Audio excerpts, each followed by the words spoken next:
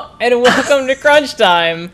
He's doing a good impression of orcs or something. My name is Jack Bogdan. My name is Alex Grinling. And this is our review of Dragon Age Origins.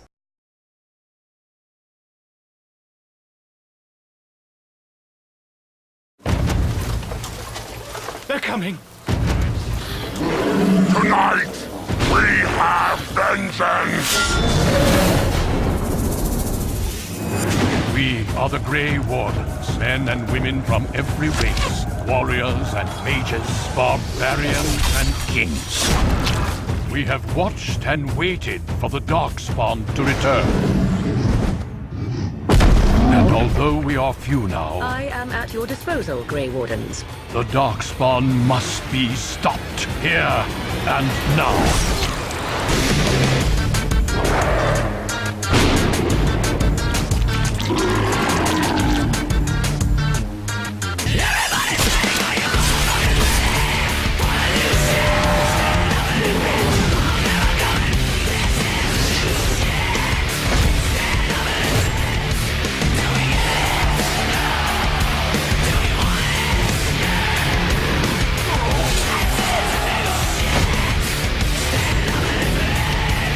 There is no turning back. Maker, help us all.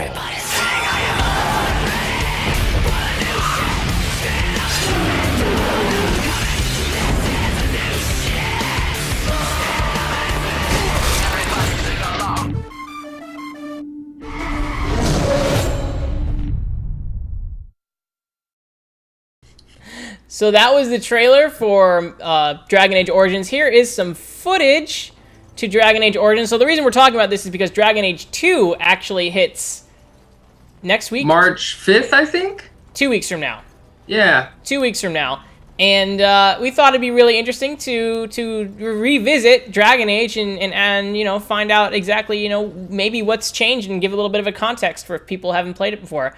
So Alex, you know, I'm a big fan of Bioware. Bioware does amazing action RPGs and really gives depth to characters. And Mass Effect 2 was our game of the year last year.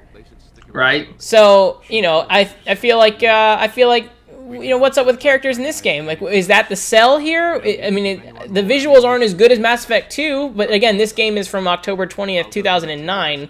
So Right. Well, I think in you know, comparing it to Mass Effect 2, kind of fell in love with a lot of those characters. That game has a lot of great characters with unique backstories, you know, so on and so forth. Mm-hmm. This game falls flat a little bit in that regard. And I didn't realize it until one of my friends, you know, halfway through said, "So what's your favorite character?" And I completely drew a blank. I had no favorite character. You know, it's interesting. It's similar to Mass Effect 2 in that you get unique quests from your party mates, you know, through conversation and so on and so forth. Mm-hmm. And there are bonuses, you know, if you complete their quests, then they might get new skills that will help you in battle, so on and so forth. And it's definitely not an attractive game. It is what it is. I think a lot of that has to do with Mass Effect 2. You know, it's rendering a lot of smooth surfaces and metal and super clean, like futuristic sci-fi environments, and whereas this is a lot of you know, dirt and just fairly ornate decorative elements throughout the environment. Grunge fantasy. Yes. God, this game is so... This could be like Lord of the Rings, Dragon Age. like all the stuff, it is so heavily fantasy. But what the game is about, you can kind of tell in that trailer, is that every once in a while, Darkspawn, which live underground, they're just kind of like nasty, evil creatures. Every few centuries, they come out above ground. Sort of like a medieval Emergence Day. Yes, exactly. And so they have an archdemon that leads them, and only when they have an archdemon do they ever come out above ground. So your goal is to ultimately kill the archdemon. And to do this, it isn't just a matter of you going at it alone. You have to go throughout the land for Eldon, and you have these Grey Warden treaties, and it is basically all the other races in Ferelden that agreed centuries ago that should a blight ever occur again, that they would all pitch in and help out, help destroy it. So the game mainly focuses on you going to, talk with the dwarves in Dwarven City, or the mines, which are totally not the mines of Moria. So, I mean, is this really going to all the different races and being like, join the club, you signed up like 500 years ago? Oh yeah, that's pretty much what the base of the story is. So there's nothing too fantastic there, but what is great in the story are all the like weird, quirky subplots that happen. Because in true video game fashion, every place you go, they're like, well, we might be willing to help out, but we have a problem that you need to take care of first. And some of those problems are pretty cool. Like you run across an elven population who's getting terrorized by werewolves, and then through going into the forest, and the quest kind of starts out as go kill all the werewolves, make us safe, and then we'll be able to aid you with some resources. But the plot takes some unique turns throughout it, and without being too spoilery, it's interesting. It goes interesting places, and that happens a lot. With quests like that, where it's not necessarily fetch quests, but it's like go kill 10 things and then come back and tell us you did it, and then we'll be happy and we'll join you.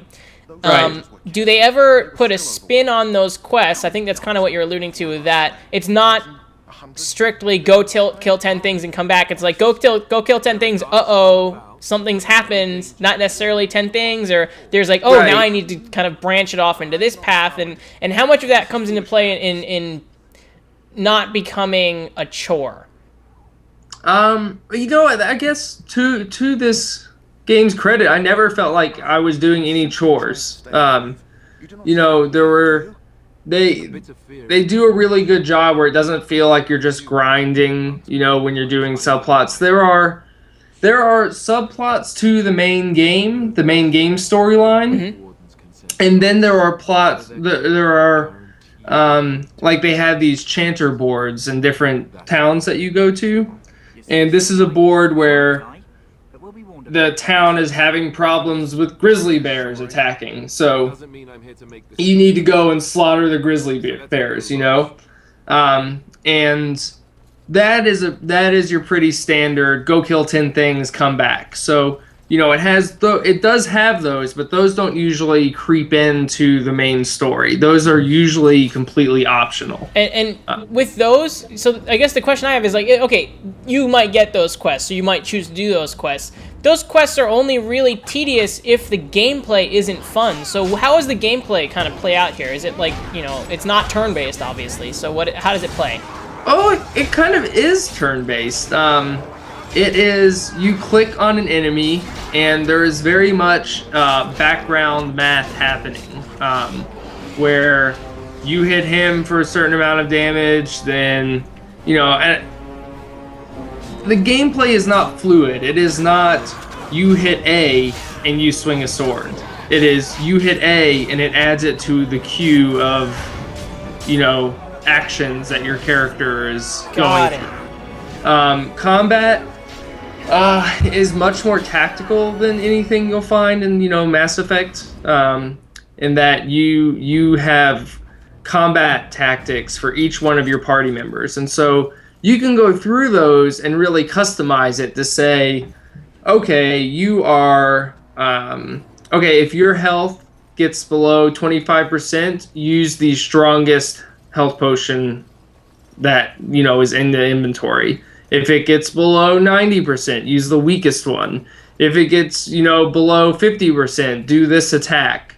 If you are getting swarmed by enemies, run away. Now, do you have to set all of that up for your individual party you members, do have or to is set there an all that automatic up. mode? And no, it's not automatic. There are some general things you can say, like, okay, you're a ranged class, so it kind of autofills the combat tactics. Mm-hmm.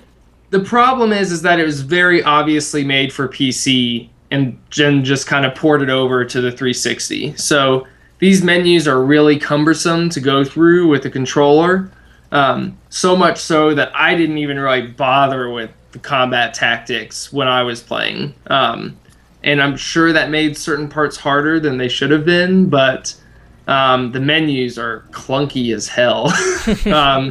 And even the speech options, when you're conversing with people, it's each one is numbered and it's just like listed out. So it's not as efficient as like Mass Effect, where everything is one controller move away because it's all within that circle. Mm-hmm. And that's something they're bringing into Dragon Age 2, I believe. But this game is fun. For its minor failings, I stuck with it and enjoyed it. And it took me about 39 hours to play through everything. It's a long game. It is. It is a long game. And like I said, they have some general fetch quest stuff but you don't have to do it if you don't want to. It's good to, because you'll level up and get money. Mm-hmm. But the main plot is really engaging and lots of fun to play through. There's weird things. Werewolves, possessed children. There's this whole other like ethereal realm called the Fade that mages have access to. That's kind of like a weird dream state. And I guess the strongest thing in this game is the world that it sets up. It has a fully realized world with politics and tense racial relations between humans and elves. In this game are slaves in a lot of areas, or indentured servants, and it's just really interesting, all those little things that they flesh out. So yeah, after playing it, I'm looking forward to Dragon Age 2. That was my next question. Is Dragon Age 2 back on the radar? Yes, it is, and it was not on my radar before. But the unfortunate thing is, it doesn't incorporate your hero from this game at all. It's a new hero, and I think it takes place an unspecified amount of time after this game. Yeah. So I guess there will be another Blight or something happening. But man, it's a great world. They do a good job for all of the Lord of the Rings ripoffs, that they have in place. They have an equal amount of original. So here's elements. a question: You're playing it 2 years later. Would you suggest people pick it up now? I would. In advance of Dragon Age or Dragon Age 2? Yeah. I think it will prepare you well for Dragon Age 2, and far as the world and all the vocabulary and everything. And it's a fun game, and you can probably get it for really cheap by now. Awesome. So gamers on a budget, this is a good one. There you go. So that was Crunch Time and our review of Dragon Age Origins. If you want to find more of the show, you can do so at crunchtimeshow.com. My name is Jack Bogdan. My name is Alex Grinling. And we'll talk to you soon.